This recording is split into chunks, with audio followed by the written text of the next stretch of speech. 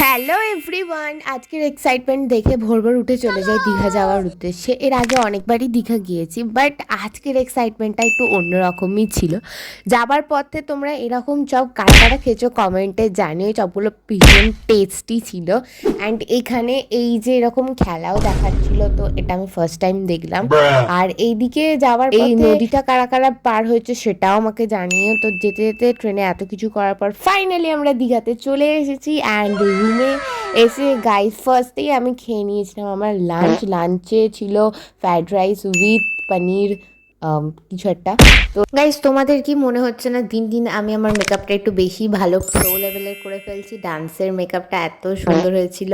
And তারপরে আমরা তাড়াহুড়ো করে মন্দিরে চলে যাই। অ্যান্ড মন্দিরে দেখো লুকটা জাস্ট ওয়াও। ভেতরে যেহেতু ক্যামেরা অ্যালাউ ছিল না, তাই জন্য গাইস তোমাদের ভেতরটা এইটুকুই আমি দেখাতে পেরেছি। দেন আমাদের নাচের প্রোগ্রামটা শেষ হয়। অ্যান্ড তারপরে আমি মেকআপ আর জুয়েলারি রিমুভ করতে থাকি। অ্যান্ড প্রচণ্ড পরিমাণে গাইস টায়ার্ড হয়ে যাই। তারপরে আমরা চলে যাই এইখানে একটু ঘুরু ঘুরু করতে। অ্যান্ড তখন গিয়ে দেখি আমার ভাই এখানে চাপছিল এই গাড়িটা। গাইস আমিও চাপতে চাই এরকম গাড়ি। তো গাইস দ্যাটস ইট ফর আজকের ব্লগ।